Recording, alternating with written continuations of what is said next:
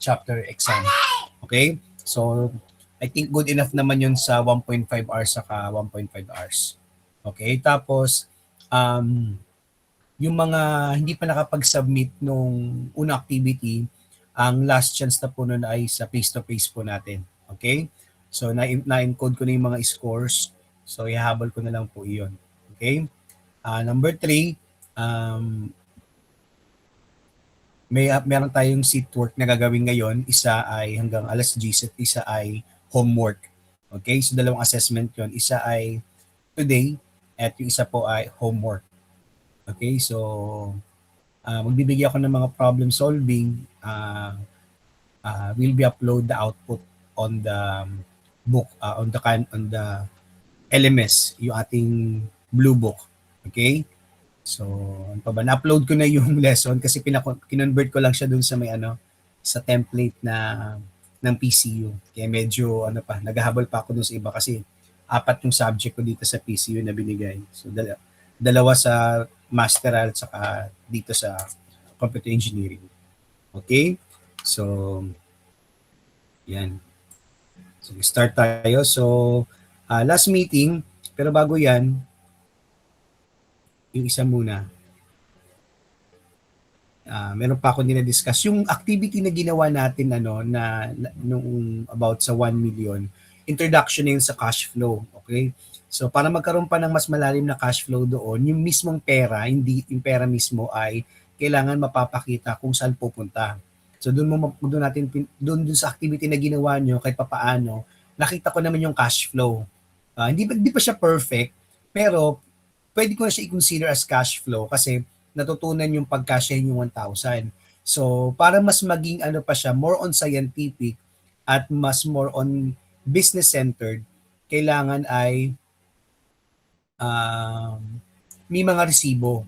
Okay? Sa actual na na engineering field, kailangan po yung mga natin, yung mga resibo natin, hindi siya pwede yung mga resibo na walang BIR. Yan hindi pwedeng hindi siya registered yung mga company kasi yung mismo company natin napakahigpit. So for example, nag-invest ka may nakita ka sa gilid, mura tong gamit na to, kunyari parts ng PCU.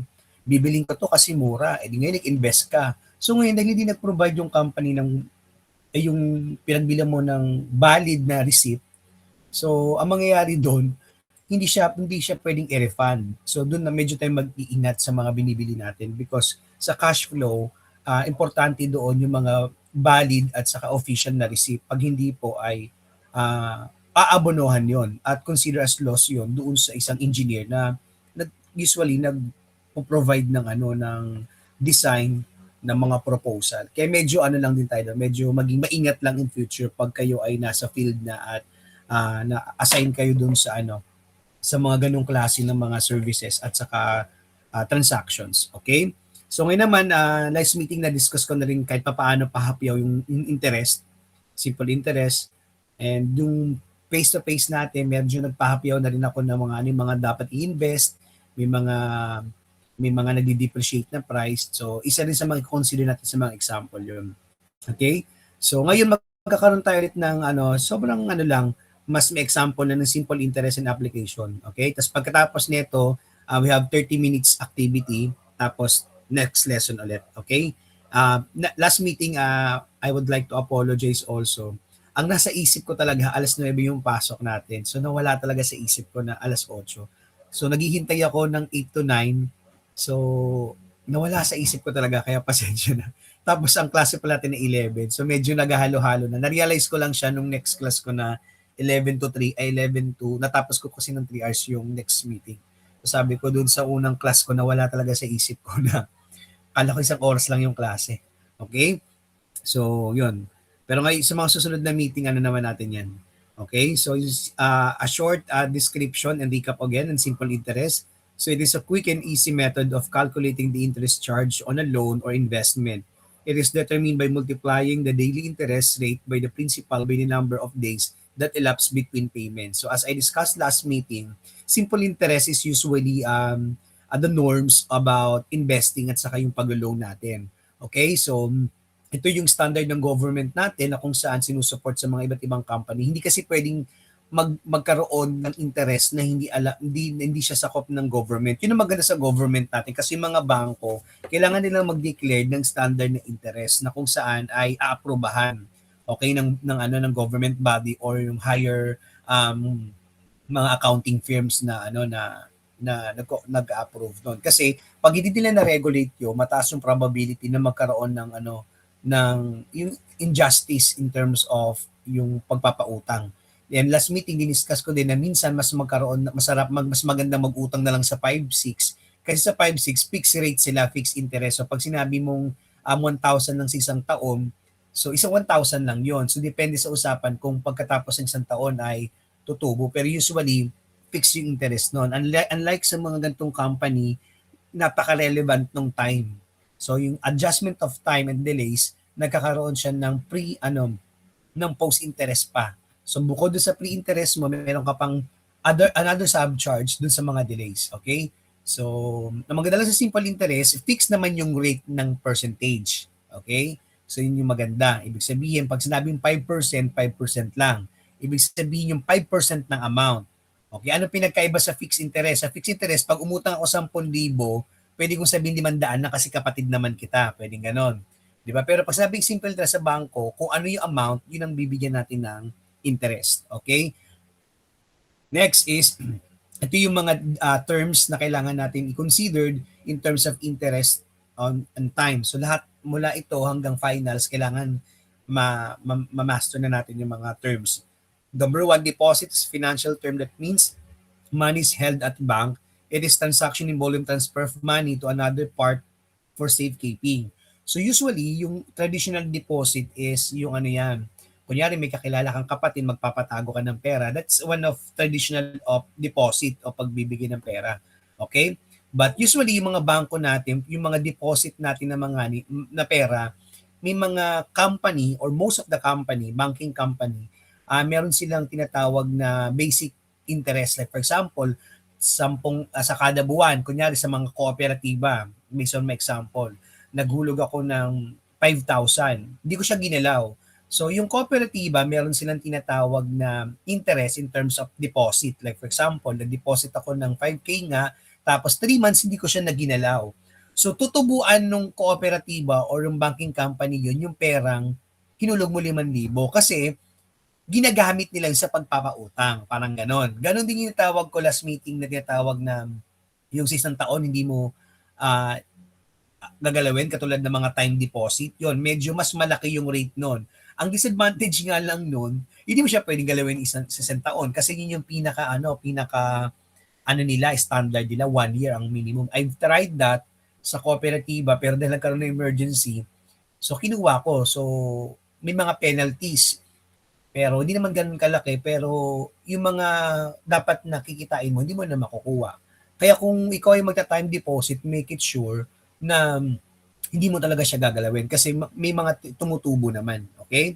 So sa mga bangko, nakikita natin yung deposit, withdraw, yan, yung mga basic terms. But usually, the deposit in traditional way, it's about safekeeping of money. Okay? So loan is a money property given with the promise that it will pay back in the future, usually with the interest. So ang mga Pilipino mahilig sa London, di ba? Loan dyan, loan dito, laundry, joke lang. So loan. So typically, yung term na loan na yan is nauso yan during early sa Philippines nung dumating ang mga Espanyol. Mas lumalim siya nung ang mga Pilipino kasi dati hindi sa kanila ang pera. 'Di ba, because of the concept of barter system sa hospitality, yung mga Pilipino, yan, medyo hindi talaga sa ating kultura yung pag-iipon. Kasi ang naniniwala sila na parang everyday is a blessing and you have to share. And then lately, nagkaroon sila ng problem about panghihiram ng pera. And then siguro doon pumasok yung concept na yung pera ko, imbes na gagamitin mo. So tubuan ko nga, okay? So doon nagsimula yung concept ng paglo-loan. And then recently, naging sistema siya ng Pilipinas. And in terms of engineering, maganda yung factor na ikaw ay engineer na at ikaw pa ay marketing. Kasi alam mo sa marketing, boses lang yung bibig lang ang puhunan mo. So manghihiram ka ng pera ng 1 million tapos ipahihiram mo din. May mga ganong klase. Tapos yung perang iniram mo, wala siyang kwenta kung hindi mo rin siya gagalawin. Kaya yung ibang taong na nanguutang para ipanggastos, hindi siya maganda. Kasi hindi nagpo-progress yung pera tapos nababawasan ka pa. Kaya ginagamit talaga ng mga marketing yung concept ng paglo-loan into a business. Kaya for example, gagawa ako ng computer shop. Maglo-loan ako ng 1 million. So para magkaroon ng progressive ang pera, dahil alam ko yung loan ko na may interest, so kung di ko siya gagalawin at gagamitin ko lang sa kawalwalan, walang kwenta, lalo kang lulubog sa utang. Kaya kung maglo-loan ka at gagamit mo siya to create a business and may kinikita, that's a good point. Kaya mga marketing, ganyan ang ginagawa, puhunan lang manghutang ng 1 million, tapos magbubukas ng 3 branch ng business, yan, lakasan na ng loob, edi magugulat kayo, 3 business mo kumikita. Okay? So, ganyan sabi natin na meaningful na loan. Parang lahat naman umuutang, pero magiging makabuluhan ba yung pag-utang mo? Okay, kunyari, isa sa mga natutunan ko sa parents ko, di ba sa school, may tinatawag tayong full tuition fee payment at saka installment. So pag installment ka, meron ng installment fee at saka may charge na ganyan.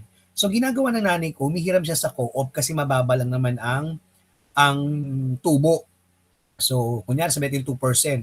So alam niya, pag nag-full payment kami sa school dati, masama kapatid ko, kasi scholar naman ako, yung mga kapatid ko, pag nagbabayad siya ng full payment, meron kasing 5% discount. So kung ibabangga mo nga naman sa 2% saka 5%, edi maglo-loan na lang ako para makuha ko ng 5%. So nakatipid ako ng 3%. Nag-earn pa ako. So yun yung sabi natin na yung mga tao hindi nila nakikita yung halaga ng pera dahil ang nakikita nila is yung total amount. Pero hindi nila nakikita yung transaction ng mga percentage na kung saan pag nag-loan ako at ganito ginamit ko, makakatipid pala ako. Okay? So, yan. Are you with me, guys? Di ba ako nawawala? Okay, good. Yes po, sir. Okay. Sige, very good. So, yan. Services are professional support to aid customers. This is sometimes described as intangible product. So, may tinatawag tayong tangible at saka intangible. Mga tangible product, like for example, yung mga properties na nabibili. Pag sinabi natin intangible, katulad ng ito, pagtuturo namin, intangible to. So, binabayaran niyo ako sa pagsaservisyo ng pagtuturo. Okay? So may mga ganun din tayong ginagamit sa mga interest kung saan ay payment for the faculty members, sa mga tao mo. So gagawin mo minsan mag-loan ka dahil kinulang ka ng ng pagpapasahod. So medyo critical 'yon pag ganun yung condition natin. Ibig sabihin, kailangan in coming 2 to 3 months, kailangan kumita na yung business mo. Okay? So may mga services katulad ng mga professional support and aid na kung saan ay yung usually na pagpapasahod. So ako, ang paniniwala ko, wala talagang yumayaman sa yung pagiging empleyado. Bakit? Kasi fix yung sahod. 'Di ba? Ito totoo 'yun, kasi sabi nilang empleyado ka ng government tapos yumaman ka. That's very impossible. Kasi yung sahod mo ay fix. Hindi naman siya progressive katulad ng business. For example, titinda ako sa palengke ng gulay, mataas yung probability na mas malaki kikitain ko sa empleyado. Bakit? Kasi pwede ako magkaroon ng forecast na ngayong araw, kinita ko 5,000, pwede maging 6,000 bukas. Okay? Hindi katulad sa mga service, katulad ng mga professional work, fix ang sahod mo. Ang advantage lang siguro yung mga benefits and so on and so forth. But in terms of money, kasi po pera pinag-uusapan natin dito, is mas malaking kinikita pag nasa inform shop business kasi ang pera progressive, tuloy-tuloy siya. Okay? So we have also utilities. Kung mapapansin ibang term dito, yan, yung mga ginawa niyo dun sa mga plans, nakita natin na consider niyo siya, which is very good. So ang tawag natin na yung mga utilities amenities katulad ng mga electricity, water bill, fee, and so forth. Okay, di ba sinabi ko nga sa inyo last meeting din, hindi ako mag-i-invest ng sasakyan at saka ng tawag dito, ng mga condo unit. Kasi ang condo unit, di ba, small space tapos kunyari mababa yung ang mo, tas 30 years, hindi mo alam, kala mo lang mura, pero doon sa 30 years, talaga siya, bawat month nag-charge siya. So, pagdating mo doon, wala ka nang kawala dahil ang daming mga amenities katulad ng mga security, pool, and other services. Okay? Kaya nga, di ba kanina binanggit ko yung services na yan because katulad ng mga guard, yan, mga yan professional services yan, yung mga naglilinis. So pag nasa condo ka, binabayaran mo yun. So ang nangyari, dog trip lang na binabayaran mo, parang nagbabayad ka ng condo mo, tapos yan, magbabayad ka ng mga other charges sa utilities. So, patong-patong. Kaya minsan, maganda kung magsisimula ka talaga sa business muna sa loob ng bahay. Okay, sa mga computer engineers, sa electronics engineers, ganoon ang ginagawa nila. Ang ginagawa mo nila sa loob na ng bahay. 'Di ba? Doon mo sila magkakaroon sa ng mga storage. So pag nag-work, saka sila mag-open ng ng places nila. Kasi yung mga utilities na yan, malaki din yung bawas din yan doon sa kikitain mo. Okay? So we have also mortgage, a loan secured by collateral that borrower is obliged to pay to specific terms. So may mga mortgage and amortization tayo. So the amortization is the process of reducing cost or total in regular small amounts. So yung mga amortization na yan, like for example, for year, meron tayong sinabing 7,000. Tapos sabi ng amortization na to ay kukunin mo din. Katulad yan sa mga kooperatiba. Kaya mas magandang mag-loan ka o magpa-member ka sa mga kooperatiba. Kasi yung kanilang amortization, kunyari, nangutang ka ng 20,000. Tapos, ang nakuha mo na lang ay 15. Magugulat ka, bakit 15? Diba, nang utang ako ng 20,000. So, dapat 20 ang in-expect ko kasi tumubo na nga. Tapos, babawasan mo. Para mapupunta siya doon yung 5,000 doon sa mga amortization. Like, for example, kada year, may makukuha kang kung magkano kinita ng kooperatiba o ng bangko, makakuha ka. So, pwede siyang ibawas doon sa amount mo or pwede mo siyang makuha ng amount na pera talaga. Katulad ako, sa school namin kasi dahil meron kaming kooperatiba, so para maging active members ka, parang ganun din sa mga bangko, kailangan mo umutang. Ganun din sa mga bangko kasi hindi kikita ang bangko pag hindi sila magpapautang. Kala nyo ba kumikita yung mga bangko sa mga withdraw, deposit?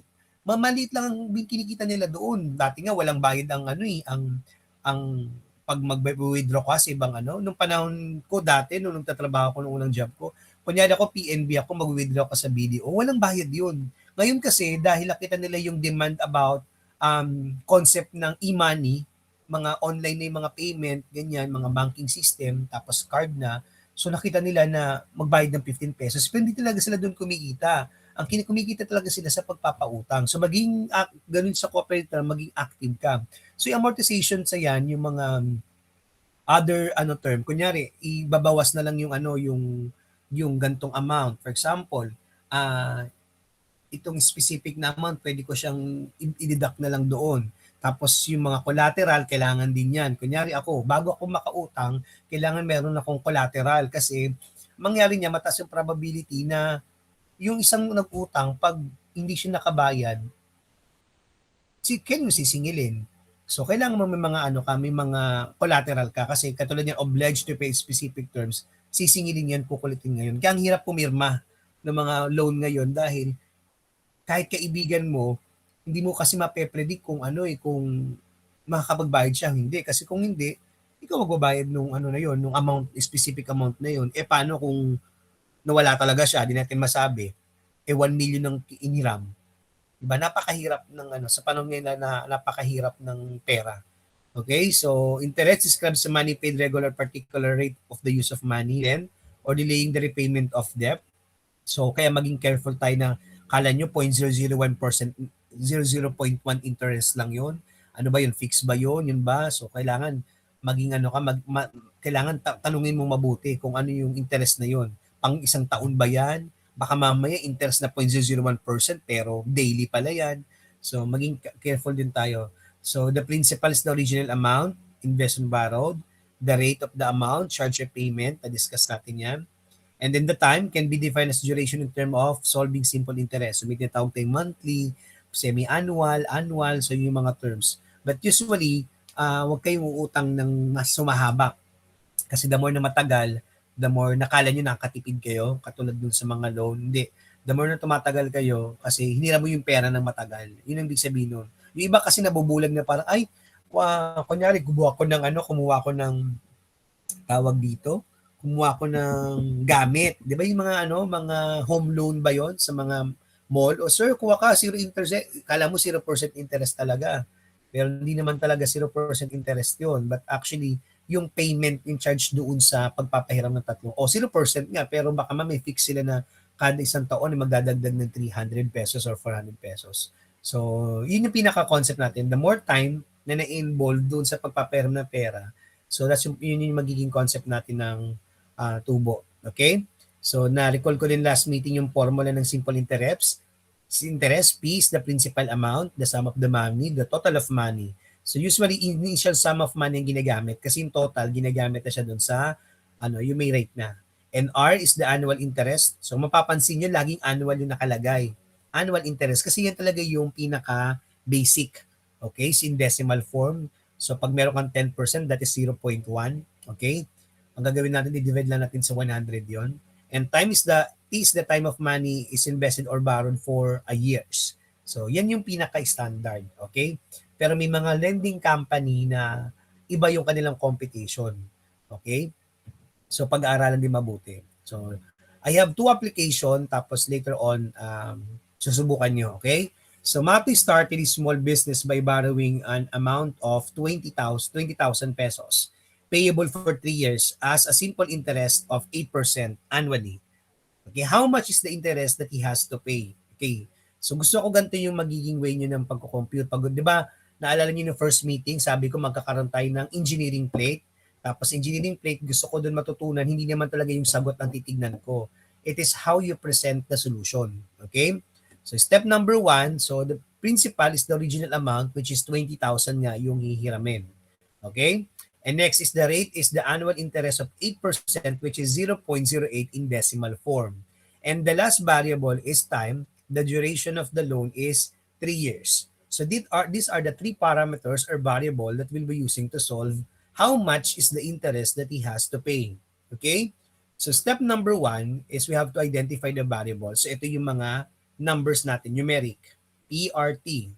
Okay? Step number 2, plug the values into the formula. So 20 times 0.08 times 3, which is, the answer is 1,600.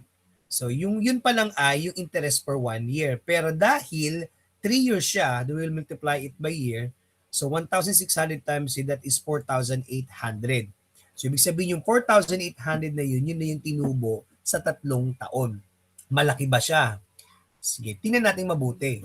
So, kung 4,800, kung nyari monthly ka, monthly na sumasahod ka, okay? So, i-divide natin yung 4,800 divided by 4,800 divided by 36. Sabihin natin ganon. Kasi tatlong 12 times 3. Sabihin natin monthly magtatabi ka. So, mukha siyang mababa, 133.33. So, kukunin ko ba siya? Okay. So, kung ako, base sa sahod ko, kasi syempre magbe-base ka sa sahod mo.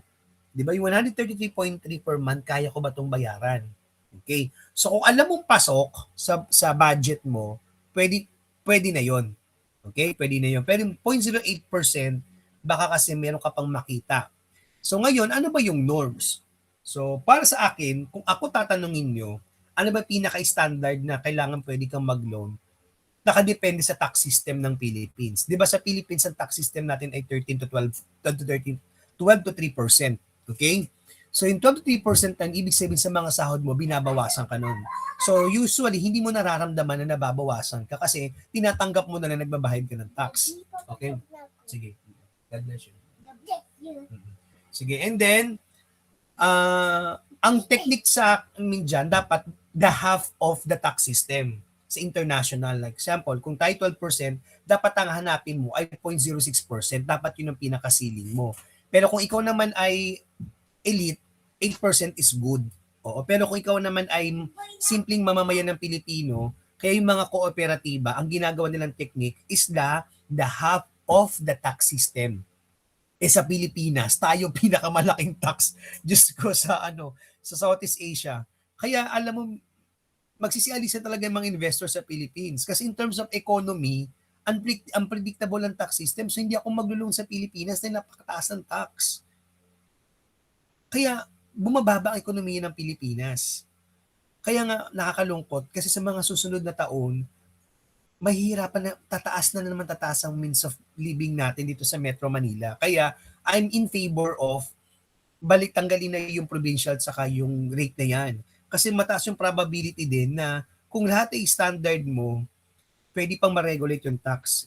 So, yun nga lang, okay naman sana magbayad ng tax. Kaso nga lang, ininanakaw. So kung 8% yan, tas ako ay sabi natin, ay kayo ay sumasahod kayo ng 50,000 a month, kaya siya. Okay? Kayang-kaya siya. Pero kung kayo ay magsasuggest sa mother nyo, sabi nyo kamo ay sabi po ng professor namin, si Doc Ed, ceiling talaga is 0.6% or 0.5% na pinaka sabihin natin reasonable, makatao. Okay? So that is the simple interest of 4,800. Okay? So ngayon ang ganito mangyayari, nangutang ka tapos binayaran mo ng buo. Walang kwenta. Kasi di ba ganyan eh, babayaran ko na, parang hindi ako mag-isip. Ba't ka pa ng utang? Di ba? May mga ganyan na parang, 3,000, kasi para makautang ka ulit. So, ang mangyayari dyan, magiging sistema mo na ngayon. Utang, bayad, utang, bayad, utang, bayad. So, nawalan siya ng sense. Okay? So, dapat pala, hindi na 3 years ang binayaran mo kung babayaran mo. Dapat, nag 1 year ka. Kasi kung nag 1 year ka, magkano ulit ang tubo? 1,600 lang. Yan din sasabihin nyo sa parents nyo. Kunyari, sabi ng mama nyo, bayaran ko na ng buong tuition fee. Di dapat pala, nagbayad na kayo ng buo, di na kayo nag-monthly. Kasi mathematically, hindi lang nila napapansin, ang laki pala din ng loss nila. Nagigets niyo po ba? Kunyari, ang sa PCU, 4 na buwan ng isang SEM, tapos nag-monthly, tapos hindi ka pa nag-charge. Dapat palang ginawa nila, nag-loan na lang kayo ng ganong amount para makatipid kayo. So, yung isa mga kung ikaw ay isang engineer o into mathematics, makikita mo kung magkano matitipid mo eh. Kaya yun din yung sabi natin, o nga no, 4,800, kaya ko naman magbayad ng 4,800 per month, di dapat nag 1,600 na lang pala ako. Okay? So yun yung mga yung mga gusto kong ituro sa economy. Hindi lang siya tinuturo mathematically, but in terms of professional of investment, pwede. Kaya kung mag-loan ka ng 1 million, yan, pwede mo siya isang taon lang, pero ang mangyayari dyan ay kailangan progressive yung pagkikitaan. So bago ka mag-loan, paghandaan mo muna. Kaya yun yung una kong ginawang activity natin. Di ba sabi ko, kunyari, manghihiram kayo ng 1 million. So kailangan pagplanuhan mabuti kung saan pupunta yung 1 million. Kaya yung isang group nyo, nakalimutan ko lang yung group na yun, nandito sa gilid, sabi niya, ay sir, gagawa kami, magbebenta kami ng mga soft drinks. Nakalimutan ko lang yung group na yun eh. Basta nasa kaliwang group siya, sabi niya, magbenta kami sir ng mga pagkain. That's good. Kasi ibig sabihin yung computer shop mo, hindi ka lang nakadepende doon sa kikitain ng computer shop. So kailangan dahil yung tao ay habang naglalaro or gumagamit ng computer, they also eat. That is also another way of earning money. So ibig sabihin, mas mapapabilis ang pagbayad mo doon sa 1 million if you think yung pera na papasok. Although dahil ang ano ko lang naman ay objective ko lang naman ay pagplanuhan kung paano pagkakasyahin saka mag-create. So maganda yung ganong attitude na sir, pag natayo na namin to, magdadagdag kami ng ganitong blah, blah, blah. So, yun yung natin, yung pag-aaral natin sa simple interest. Paano pag compound pa? So, medyo mas delikado yun. Okay? So, another example is, ito, Sarah deposit 15,000 into a savings account that earns a simple interest of 4%. Tingnan mo, di ba? Ganito sila kaloko. Pag nangungutang ka, 6%, pero pag tutubuin yung pera mo, mas mababa. Ganyan din yung mga foreign exchange natin, yung mga converting ng pera. Huwag kayong magpapapalit ng pera sa airport dahil ang laki. Kala mo lang na magkaiba, pero ang laki ng conversion nun. Kaya medyo pag-iisipan ng mabuti. Kasi di ba yung mga nag-abroad na pupunta ibang bansa, kasi ang ginagamit nila dun ay compound interest sa pagko-convert. So pag binili na nila yung pera mo, nalulugi ka. Kaya nga, yun ang disadvantage din pag nagpupunta ka ng mga abroad. Kasi yung pera, depende sa pagpalitan sa araw nung umalis ka. Okay? Kaya, yung pagpupunta ng ibang bansa, dahil gusto mo dahil condition yung mind mo na magpa-party-party ka, mag-enjoy ka, hindi mo na napansin na ang laki pala ng na-lost mo. Okay? So, yun is sa mga interest na titignan nyo ng converting. Okay? So, how much interest will she earn after 5 years? So, ito na yung computation natin. So, principal, 15,000. So rate ay 4 years and 5 years mo siyang hindi ginalaw. Okay, so 15 times 0.04 times 5, so that is 3,000. Okay, so yung 15,000 mo, hindi mo ginalaw, 3 years. Sa bagay, kung hindi ka naman din talaga into business, pwede na yan, kumita ka na ng 3,000, not bad na yan. Pero kung mas gusto mo pa ng more on pwede mo siyang ilagay sa mga mga investment para tumaas kasi yung investment ay meron tinatawag sila na daily rate. na kung saan pwede tumaas siya per day. Katulad ng Maya ngayon, yung Maya, pag nag-check ka ng Maya, may tawag sila doon na investment. Ewan ko if you tried, pero yung mga most na mga engineers na nakasabayan ko sa Accenture, talagang tinulungan kami din mag-invest. Yun ang maganda sa mga company din. So, bibigyan kami ng account, bibili kami ng ganito, tapos nakikita namin yung mga rate. So, pag sabi mo kumita ka ngayon ng 10 piso, di mo na pupulit ang 10 piso sa isang araw. Kaya, isa rin sa mga gusto ko yung i-cultivate sa inyo bilang mga future engineers, as a computer engineer. Pag napunta kayo ng mga outsourcing company, kasi ang maganda sa mga outsourcing company, may mga allowances. So, ang nangyayari mga allowances, yun ang ginagamit mo sa daily na baon mo, na ano mo, na gastos mo. Katulad ako, nung nasa Accenture ako as network engineer, yung sahod ko, medyo hindi man ganun kababaan, kataasan, sakto lang kasi fresh graduate naman. Pero dahil meron kaming diminiminis, yung parang ganun na allowance, na transport allowance, binibigyan kami, yun ang nagagastos ko. So yung sahod ko, ginagawa ko doon, ay dinideposit ko yung kalahati doon sa may investment. Kasi protected naman siya ng company eh. So ngayon, nung umalis ako ng Accenture, mga ano lang, ito, nakakuha ko ng 20,000. Not bad kasi di naman ako yung active eh. Pero what is 20,000 ng isang taon? 'Di ba? Di mo rin masasabi. Kaya pag-iisipan kasi mga engineers, yung opportunity natin napakalaki talaga ng amount. Okay? Yung principal na sahod mo, mababa lang yan pero tumataas siya because of other professional fee. Okay? So it's also a way of investment. Okay? So, yan. Okay. So, I have a simple activity today. Very simple lang. So, ang gagawin nyo lang is you have to solve it in bond paper or yellow paper. Then you have to upload it. Okay? So, naka-upload siya sa Try lang, parang lang natin. Mabilis lang ito dahil same lang naman siya. Same solution lang. P times IR. So, kaya to kahit 10 to 15 minutes. Okay? Sige. Ang oras ngayon ay 8:50. Tama ba? 8:46 mag 8:50. So, balik tayo ng 9:15 para sa next topic which is compound interest. Okay, G ba guys?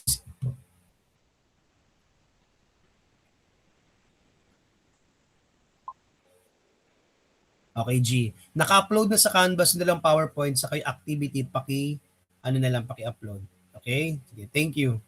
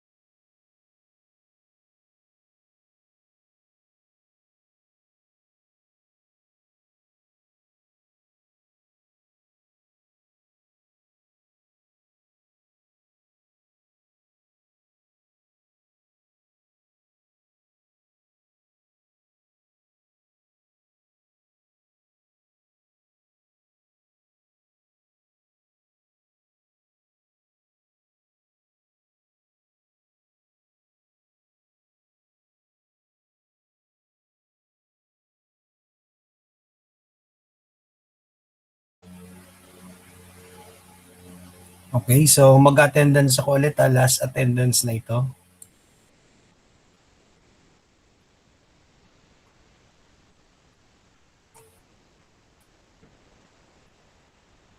Antonio?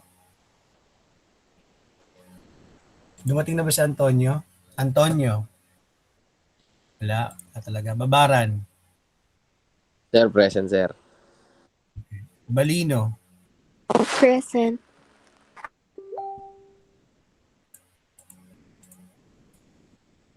Chua? Present po, sir. Gliponeo, Present, sir. Lucena,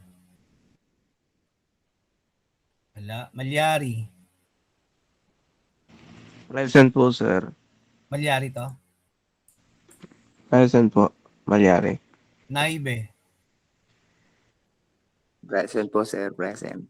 Ramirez, Luisa Ramirez, wala. Santos, Enya, wala. Sarte, Present po, sir. Tolentino, okay, wala. So that will be our last attendance for this day. So I'll sharing my presentation. May second topic. Okay, so yan. In-extend ko siya hanggang 10:30, mga di pa nakapag-submit. So we have until 10:30 ha. So pwede kayo makinig habang iba di pa tapos. Pero sa mga nakapag-submit na, thank you. Na-receive ko na yung submission ng iba. Tayo.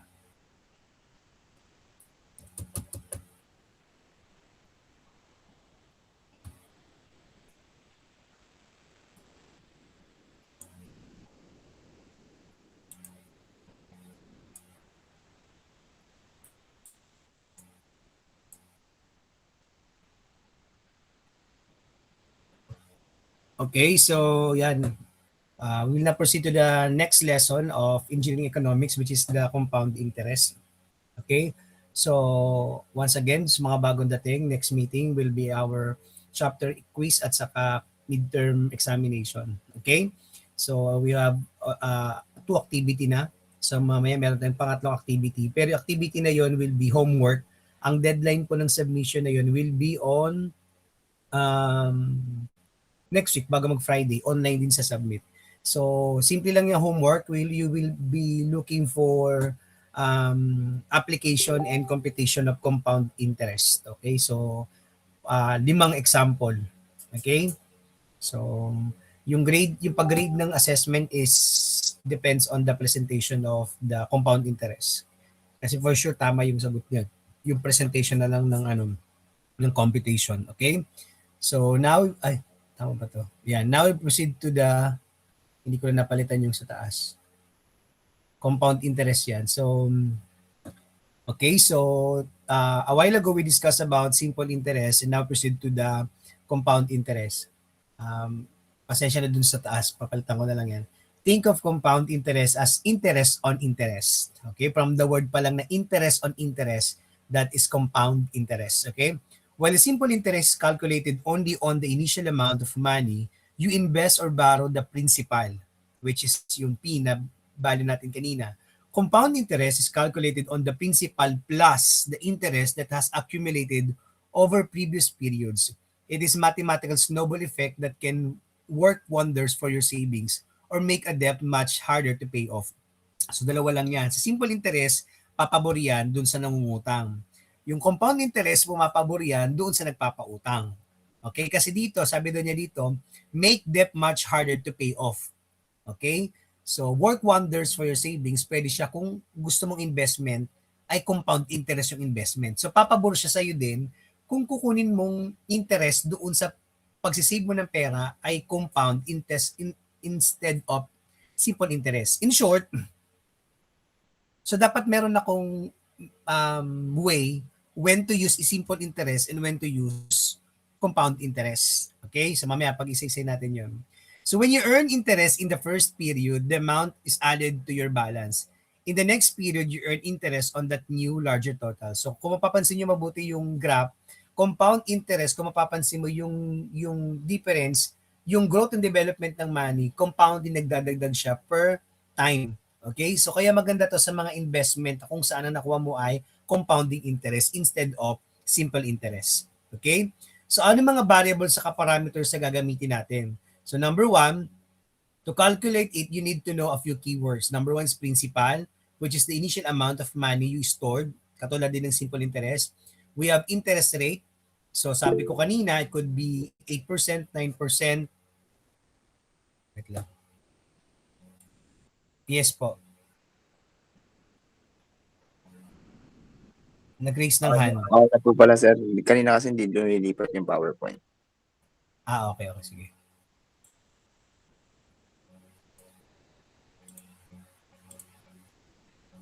Yan.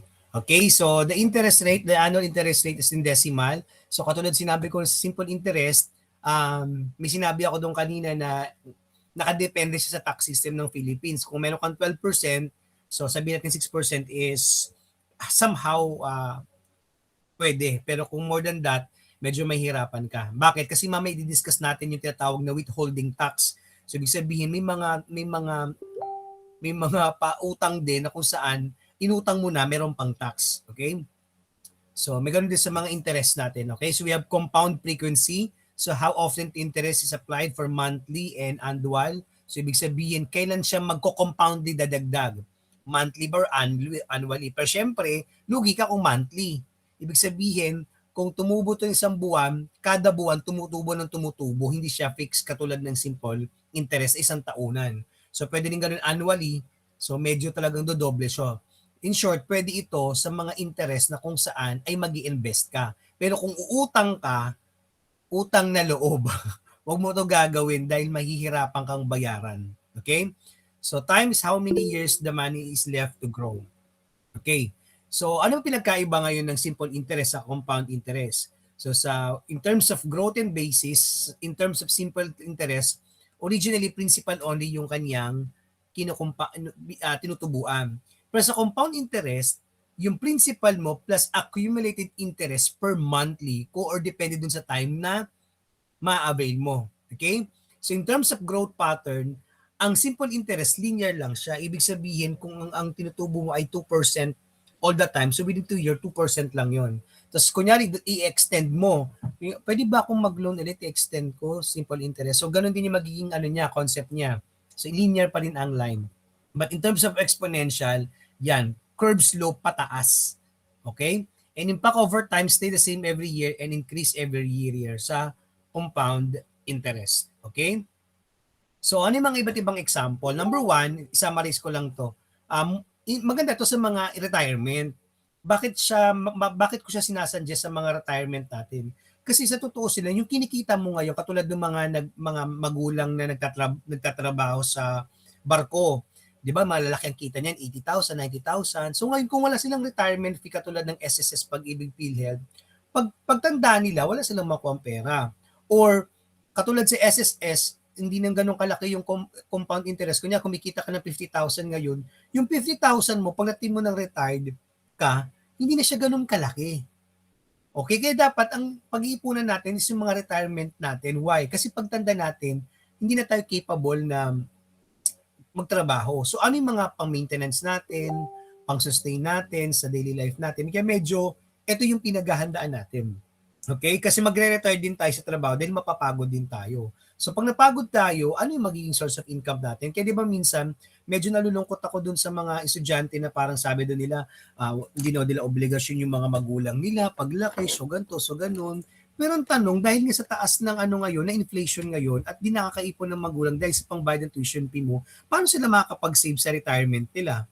Tapos sasabihin mo, paglaki mo, di mo obligasyon yung magulang mo. Oo, hindi. Pero you can do something kasi nga, you have to remember those days na hindi sila makapag-invest ng retirement nila kasi nga, yung sahod nila, sakto lang sa tuition fee mo. Yung sahod niya, sakto lang din doon sa ganyan. Kaso ang parents mo, hindi rin sila natulungan, wala rin sa kanila nag-inspired or nag-educate about retirement.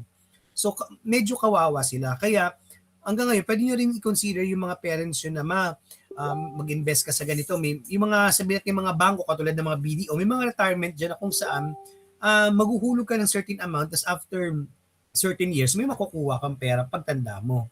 Okay? So, yun yung medyo medyo pag-iisipan ng mabuti. Kasi di ba iba kung kailan tumanda sa business, mahina na ang katawan. Okay? So, kaya ito na yung mga disadvantage ng mga nag-online work. Kasi mga online work, wala silang mga inuhulugan na SSS, Pag-ibig, PhilHealth, iilan lang. Pero most na mga project-based, walang ganun. So, wala silang inaipon na pera pagtanda nila. Kaya yung compound interest, maganda ito sa investment at retirement. Okay? So katulad nito, the cost of waiting, if you started investing at 25 instead of 35, you're not just missing 10 years of contributions, you are missing the most aggressive doubling periods at the end of the timeline. Kaya pag pumunta pa nagtrabaho kayo, ipapakita naman sa inyo ng SSS sa Kapag-ibig yung portal na iniipon nyo. So pinapakita naman doon yung yung amount ng money na kung saan inuhulugan nyo. And then kino-compute na doon kung magkano ang magiging retirement fee mo. So yun ang maganda doon sa ginawa nilang application ngayon. Dati kasi walang gano'n, pupunta ka pa sa office. Pero ngayon may website na kung saan magla-login ka, then makikita doon compoundedly after 20, kasi pwede ka mag-retire after 60. Di ba nga sinasuggest nila medyo babaan yung year. So, ganun din. Ganun din sa mga company. Like for example, 15 years pwede ka nang mag-retire. So, i-compute ng company, kaya ang malaki na kukuha ang retirement kasi compoundly yung pagtutubo doon sa taon na ginugol mo sa university. Kaya compoundly siya 15 years. So 15 years siya sunod-sunod. Kaya minsan yung mga nagre-retired, nasa million talaga ang nakukuha nilang pera kasi nga compoundly interest yung binibigay na pagtutubo doon sa makukuha mong retirement fee sa university. So bawat school are entitled for computation of retirement. Pero depende siya doon sa number years na binibigay ng school. Like for example, sabihin natin sa PCU, so 10 years pwede ka na mag-retire kahit bata ka pa. Pero ang problema doon, etong tatandaan nyo, ang problema doon, hindi siya tax-free. So kunyari nag-retired ka at nagsimula ka sa PCU ng 30 years, nag-retired ka 40 kasi ayaw mo na, pagod ka na magturo, whatsoever. So, imbes na malaking kukuhanin mo, kakainin lang siya ng tax. Kasi sa Philippines, may tinatawag tayong withholding tax. Tataksan din yung bawat compounding interest na tinubo mo per year, dun sa 10 years. Kaya, mas magandang mag-retire ng 50 years old. Bakit? Kasi according to the law, 15 years retirement is exempted to the tax. Tandaan nyo yan, ha? Naiintindihan po ba ako? Ayun. Okay, good. So, ganun din sabihin sa parents nyo. Kung pwede sila magre-retire at the age of 50 kasi magiging tax-free, so tatanggalin yung withholding tax. So, yun yung nangyayari sa atin sa mga compound interest sa kung saan minamadali. So, there's a certain maturity date na kung saan pwede ka lang mag-retire na kung saan buong-buo mo makukuha yung pera mo. Okay, katulad ng mga savings accounts and check deposits, yan CD niyan annually. So, di ba sabi nila, kunyari kung nag-invest ako Sun Life, for example, 10 years yung kinuha ko. So, after 10 years, pwede ko siyang i-renew ng 10 years ulit, pero may makukuha na akong dividendo. Kasi tumubo na yung 10 years na hinulog ko. So, pwede akong makakuha ng 100,000 or na more, depende doon sa sa mga investment. Yung mga investment kasi, by the way, hindi ako nagbebenta ng ng insurance. Tinuturuan ko kayong anong bata, mag-invest kayo kasi diyan din yung Sir, hello? nawala po yung PowerPoint presentation niya. Okay, wait lang. Bakit kayo nawawala? Yan. Yan, nakikita na? Hello? Okay na po. Yan. Same pa din. So, yan din yung pag-iisipan nyo kasi ako yan din ang isa sa mga pinagsisihan ko na noong unang trabaho ko, hindi ako kumuha ng investment. So, hindi ako nag-ano ng insurance, hindi ako nagbebenta kasi nag-start ako ng investment nung kinasal na ako at the age of 27. So, ngayon, tumaas yung amount nung huhulugan mo kumpara dun sa bata ka pa. So, iba, at pagka-graduate pa lang, pagkatrabaho, nag-invest na agad. So, after 10 years, bata pa lang sila, 30, bayad na yung kanila, yung kanilang insurance. Pero sa insurance na yun, katabi nun ay merong investment. So, pwede nila ituloy yun. So, yun sinasabi ko na parang yung mga bata ngayon, pag natutunan nila yung concept ng investment, hindi sila mahirapan pagtanda nila kasi meron silang hugutin. Pero syempre dahil sa Filipino concept na parang kasi takot siya mag-ano ng pera, so yun, nahihirapan siya. Ngayon, hindi naiintindihan ko naman na mahirap talaga magbitaw ng pera kasi, di ba, di mo alam kung magsasara yung company whatsoever. Pero hanapin mo talaga yung mga trusted company kasi compoundly yung pagtubo doon sa in-invest mo kasi katulad ng iba't ibang insurance, bukod dun sa life insurance na accident o whatsoever, wag naman sana mangyari, merong 50% no na investment. So investment na yon, ano po yon? Bakit nawawala?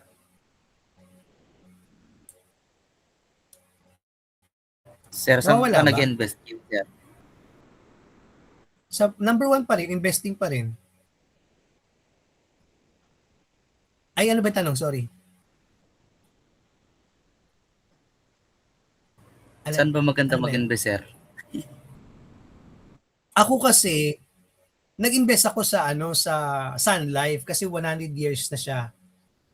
For parang nag-check muna ako ng mga background. So mukhang okay naman. Pero hindi ko pinopromote ang Sun Life. Hindi ako Pero isa sa mga pinagsisihan ko yon na dapat pala nag-invest ako at the young age kasi kung graduate ka ng 21, 22, 32, hindi ka na maghuhulog. Ang itutuloy mo na lang kung gusto mong ituloy yung investment. Pero yung insurance mo, paid na yon.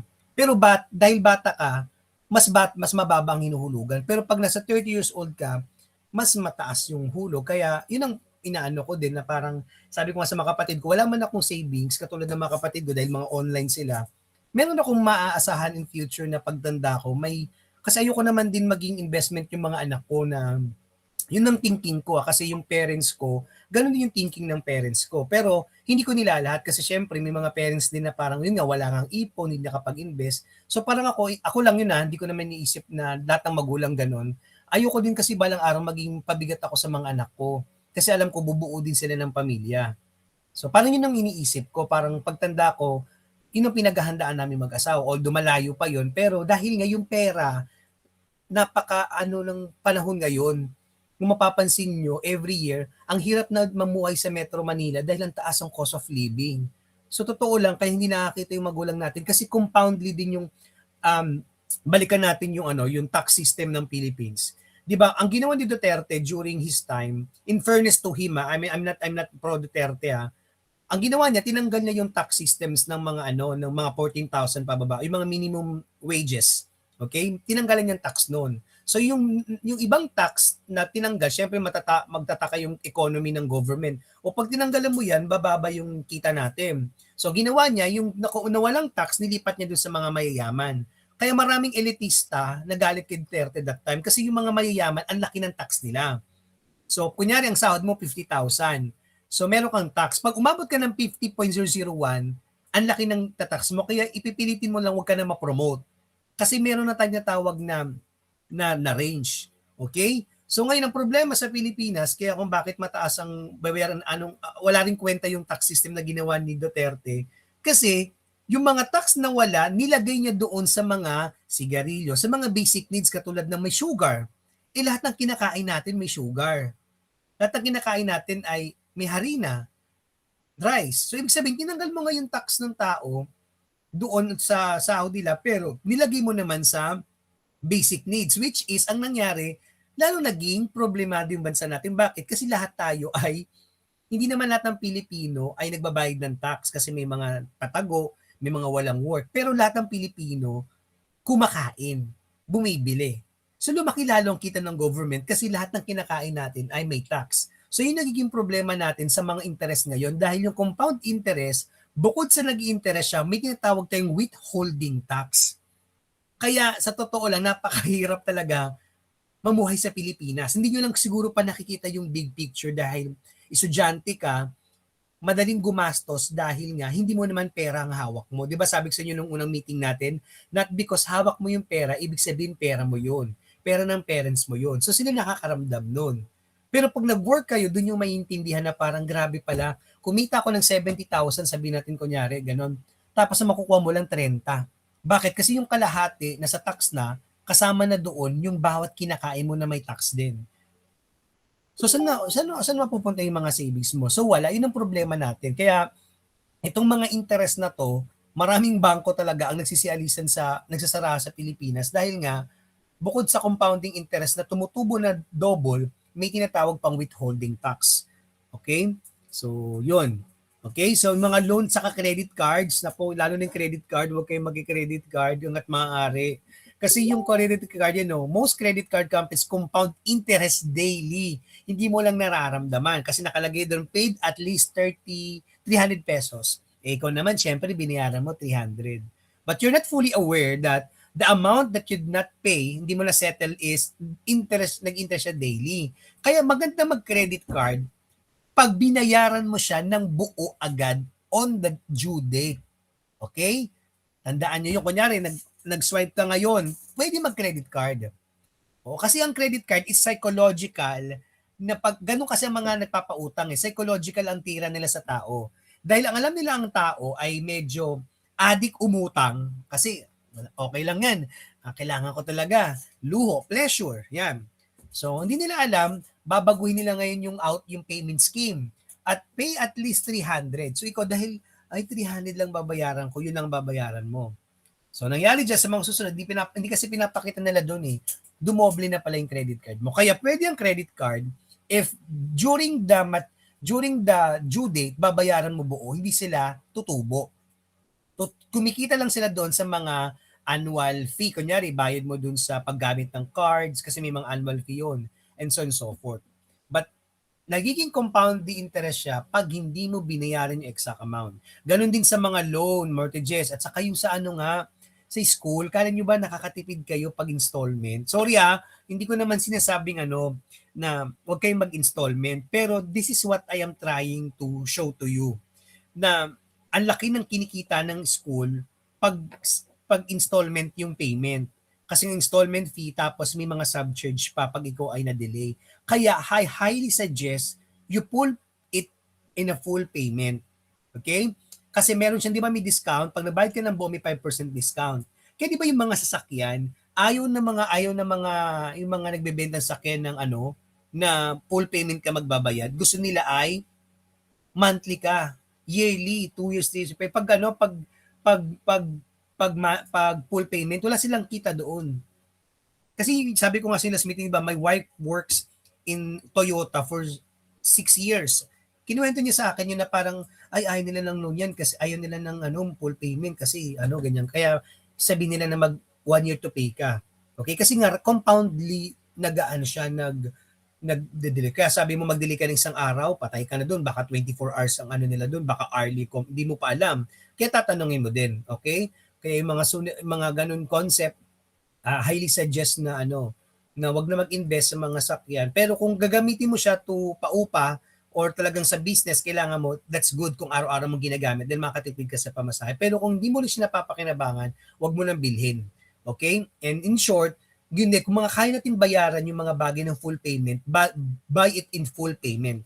Kasi bukod sa discount, wala ka ng problemahin na kikita siya ng interest. Okay? So, yan is my example. So, ano yung formula ng compound interest para maunawaan natin? Ang pinagkaiba niya sa simple interest kanina, minultiply lang yung tatlong variable. Pero dito may exponent. Di ba pag exponential, ibig sabihin dobling, tripling. Depende dun sa value ng n. Di ba ganyan pag meron tayong exponential function sa mathematics, so dumodoble siya. So what's the formula? So the formula is A is equals to P times 1 plus R over N raised to N over T. Where A is the final amount of the money, including the interest. Yun yung kukunin natin sa compound interest. P is the principal. R is the annual interest, kunyari 8%, and N is the number times the interest compound per unit of time. So bukod pa dun sa sinasabi mong yearly, dapat sinasabi, yes po. Sir, nawala po yung PPT niya po. Ba't kayo nawawala tong PPT na to? Baka may nagbumulto sa akin dito. Hindi, joke lang. Yan, yung compound interest, nakikita niyan? Yung formula. Hindi po, sir. Wala po. Wala po, sir. Bakit kaya?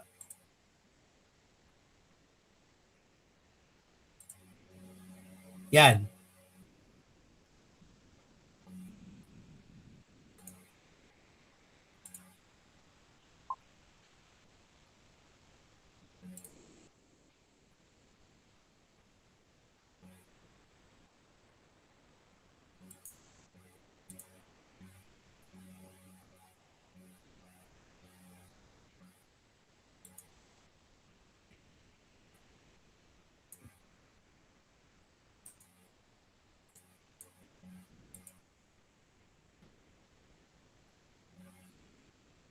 Okay na?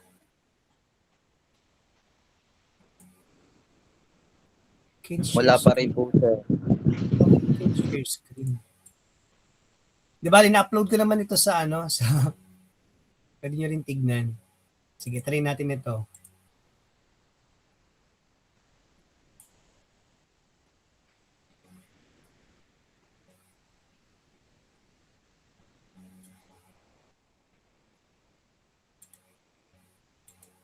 Yan. Okay na po, sir. Okay, yan. Sige. So, ito yung formula ng ano natin ng compound interest. So, makikita nyo na exponentially siya. So, hence the number of times interest is compounded per unit time and time is the money is invested for. Okay? So, yan yung mga parameters na gagamitin natin or variable to be used to compute the compound interest. Okay, so example, so international muna tayo, the power of time o savings. So, scenario number 1, you invest $10,000 at 7% annual interest rate compounded annually and leave it for 30 years. Di ba? Ang ganda. Iniwanan mo doon yung pera mo, nag-invest ka ng 10,000, hindi mo siya gagalawin. Pero ang interest niya ay 7% of annual interest rate. So, compound annually. So, ang unang isipin mo dyan, sa isang taon, kumita ka ng 700. Kasi 10,000 times 0.07, that is the new balance of 10,700. Okay? Sa pangalawang taon, syempre, ang iniisip mo that you earn 749 interest kasi 10,700 times 0.7. Bakit? Ang imumultiply mo na is yung pangalawang payment. That's compoundly. Okay? So, kung isipin mo, kung simple interest lang, ito lang babayaran yan. Pwede yan kung ikaw ay nangungutang. Pero kung gusto mo ng investment at simple interest ang ginamit mo, ito lang kikitain mo sa isang taon. Pag 2 taon na mangyari dyan, times 2. Tama ba? So dito, in a year, magkakaroon ka ng 11,449. So paano kaya after 30 years? So 10,000 plus 1 plus 0.07 raised to 30, which is the 30 years, yung iwan mo daw yung 30 years. So kumita ka ng $76,122.55. Okay, so yun yung ginagamit natin sa mga investment, ng mga insurance, mga life insurance, health insurance, and so forth. Pero ngayon, ako ang isa sa mga marirecommend ko, kung hahayaan nyo ako mag-recommend, is health insurance. Bakit? Kasi sa panahon ngayon, dahil ang hospitalization ay napakamahal. So kunyari, dumating yung point, di mo masabi, may magkaroon ka ng sakit. So sa panahon na yun, kunyari lumipas ng 10 taon, ang mga babayaran sa mga bills aabot na sa milyon. Pero dahil meron kang health insurance at protected ka, wala kang babayaran. So ibig sabihin, ano yung pinakamagiging skip mo doon? Ang skip mo doon is number 1 is to pay that amount. Siyempre, ang mga takot mo, hindi man ako magkakasakit eh. Di ba? Kasi maganda mga Pilipino, di man ako magkakasakit. Paano ka nga, pagkano nga pa nagkasakit ka nga ni? Hindi ka nga health conscious, nagpupuyat ka, di ba? Nag-a-addict, nagpupuyat ka, nag-aano ka. So, isa sa mga sinasabi natin na hindi natin masasabi yung mga parating na sakit, katulad nung nangyari ng COVID-19, di ba? So, kung paano kung nag-invest ka, nag-invest ka lang ng 10,000 sa health insurance mo, mabigat yung 10,000, sir. Pero yung kapalit niya, after 30 years, na magkakaroon ng maraming sakit at meron kang hospitalization opportunity, yung 10,000 mo, imagine mo, naging 76,000. And during that time, yung 76,000 na yan na yung pinaka-average na payment na mga sa hospital. Hindi ba sabi ko sa inyo, ang 10,000 mo ngayon, ang piso mo ngayon, hindi pwede maging piso bukas. Pwede siyang bumaba, pwedeng tumaas. But in reality, the money, progressively nag-i-improve siya in next years. Bakit? Tumataas ang inflation. Tumataas ang cost of living. Kaya kahit sabihin mo kumikita ang nanay mo ngayon ng 50,000 at nasa abroad siya, pagdating ng susunod na mga taon, yung 50,000 niya ngayon, magiging barya na lang yun. Kaya kailangan nag-i-invest ka talaga in your future. Okay? So next. Yan. So yun, madali lang naman yung formula. Kung tutusin, kung gusto niyo yung formula, madali lang naman. Pero gusto ko kasing maging idealistic yung example natin. Okay? So ito naman, number 1, katulad ng mga Paymaya, yan. Ito maganda. Madali mag-avail ng mga Paymaya, mga GCash. Kaya di ba yung mga bangko, natetrete na sila ngayon sa mga tinatawag natin mga e-commerce katulad ng mga ganitong klaseng banking. Kasi actually mga GCash, hindi naman talaga sila bangko. Kaya nagkakaroon ngayon ng war between mga ganitong platform sa mga bangko. Kasi mga Pilipino, hindi na nagbabangko. Ini-store nila yung pera nila sa mga Paymaya, GCash, lahat ng transaction nandoon na. So kumikita yung nakaisip ng GCash. Ang galing, no? Actually, Pilipino ang naka-invento nito eh. Tinatawag nito nagsimula siya sa concept ng mga Bitcoin, yan. Mga Pilipino magaling talaga. Kaya mayaman na gumawa ng app ng GCash eh.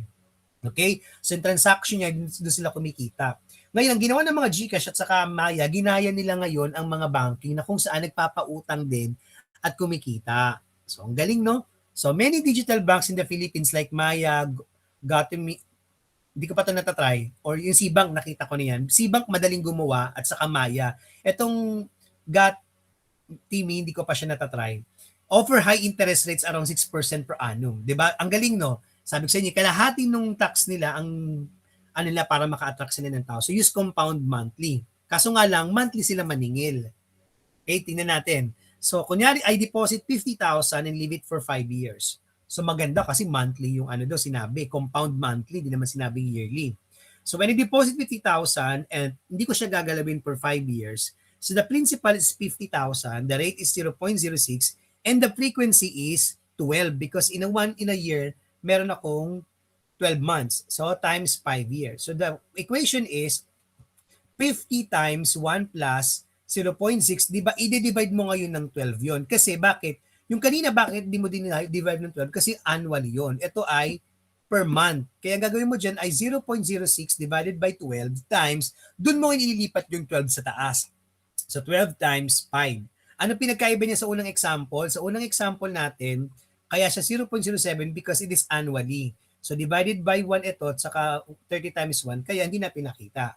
Okay? Kasi ito yung pinaka-standard. Pero pag monthly, wag niyo kakalimutan pag example is, naglalagay pa tayo dito ng division of 12 doon at 5. So magkano kaya magiging kita niya? So imagine after 5 years, magkakaroon ka ng 67,442.52. Medyo maliit. Tama ba? Una, kala mo malaki kasi nga lang sa norms kasi natin, dinidivide talaga yung percentage ng 12 kasi monthly. Okay? Pero pag times mo rin sa 12 din yan, mamaya i-compare natin. So ibig sabihin, after 5 years, kumita ka ng 17,442.51. Pero dahil sa inyo, isipin nyo di malaki yun, pero malaki na yun. Yung 17,442.51, for me, kasi 6% lang man ng ano, malaki na yung malaki na yung kinita ng pera nyo na 67,442.51. Total naman yung pera mo, 'di ba, mapilipinong sakit yan yung pag makati ang kamay bibili. 'Di ba? Bili ng bili. So ang gawin niyo diyan, i-invest niyo na lang sa mga gantong mga mga Paymaya and GCash kasi ito yung mga company na hindi na magsasara ito because yun yung magiging natin because we are now in a digital era. So lahat ng transaction ngayon magiging e-transaction na siya. So, pwede rin siya, kunyari wag mong gagalawin. Sabi mo, 1,000 lang, mo siya galawin for 5 years. So, magkano yung tutubuin nun? So, kung 1,000, tingnan natin kung magkano tutubuin niya. But in reality, this is one of a highly suggested na form of investing sa mga Pilipinong below the average. Okay? So, yan. So, yan is example ng compound annually. Okay, last example, pag-ibig. So lahat merong pag-ibig. Oo. 'Di ba? Pag-graduate mo, required ng government 'yan, magkakaroon ka ng SSS sa pag-ibig. Okay? Actually, suggested ko din ang pag-ibig kumpara sa SSS. Kasi ilang years ako nagtatrabaho. Ang pag-ibig madaling mag-loan pero ang baba nilang maningil. Ang laki ang baba ng rate nila. So, ito yung ginagamit ngayon sa mga house loans na pagbabayad kasi nga mababa yung kanilang pagtutubo. Okay? So the question is, the MP2 program is famous for its tax-free dividends. Yun pa, kasi tax-free siya. Let's say the average dividend rate is 7% compound annually. Okay? Walang sinabi na amount dito. So sige, sabihin natin 100,000. Pag sinabi mong lump sum is yung total na amount ibibigay sa iyo. So deposit of 100,000 for the full 5-year maturity. Okay? So 100,000 is the amount payment, tapos 7% ng rate and 1,000 yung frequency niya at yung time ay 5 years. So let's say in coming 5 years, mabilis naman kasi ang 5 taon. So ano kaya mangyari sa 100,000 mo? So 100 times 1 plus 0.07, so 1.07 raised to 5 is 1.402.5 times 100, so mas malaki. So kumita siya in 5 years, kumita siya ng 140,255 minus 100. So in short, kumita yung pera niya ng 40.2555. So kaya kukumpara natin sa pangalawa kanina, 40 yun, tama ba? Dito naman, ay 50 plus 50, 100. So kung times to natin yung 17, 34. Kasi 6% ito, isa kabila 7%. So 34 saka 1%, most probably, malaki nga ang kinikita dito sa pag-ibig. Okay? So yan, kasi 40,255 sa isang taon in 7%. Okay? So 7,000, tama 7 kasi 4, tama, mas malaki kikitain mo nga sa pag-ibig. Kaya yung iba, mas nag-invest sila at saka maglo-load. Ang ginagawa namin dyan, may nagturo din sa akin sa pag-ibig, lakihan mo yung hulog mo. Kasi di ba yung hulog namin sa pag-ibig, 200 pesos lang per sahod. Yun ang binabawas, mababa lang. Unlike sa SSS, Diyos ko, ang laki ng binabawas sa SSS sa PhilHealth. Tanungin yung mga magulang nyo, sasama yung loob mo sa PhilHealth sa SSS. Ang PhilHealth, benefit lang siya. Ako nakuha ko yung benefit niya kasi kumita naman yung hinulog kong pera nung nanganak yung misis ko dun sa dalawang anak ko. Dahil ang ginawa ko, dahil matalino din ako, ang ginawa ko dahil yung misis ko nag-stop sa work, pina-under ko yung name niya, pinag-bind ko sa account namin. So, nung nanganak siya, wala kaming binayaran parehas kasi PhilHealth ang nagbayad. So, yung mga ganong bagay dapat nalalaman din ng mga Pilipino. Kasi mautak ang gobyerno, utakan mo din. So, kasi ang mga hulog na ganyan, kumikita talaga ang government kasi pinapautang din nila yan eh. Okay? So, katulad sa SSS, hindi nagpapautang SSS, depende. Napakahirap mangutang sa SSS. Compounded na sila pero napakandaming requirement. Di katulad sa pag-ibig, nakabilis, pupunta ka lang, pipila, tapos nakita lang na meron siyang hulog ka. So, makakautang ka agad with minimum. Alam ko parang 3% lang ata sa unang loan mo. So, medyo mababa. Okay? So, bakit ko sinasabi itong mga simple interest sa compound interest? Kasi mas maganda siyang ituro kung sa application ng buhay siya madidiscuss. Okay? So, may example pa ba ako? I think that's the last example. Okay? So, ang next agenda natin today is you will be looking or searching a certain example of compound interest.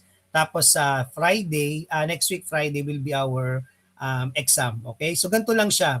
Kaya I suggest magdala kayo ng calculator.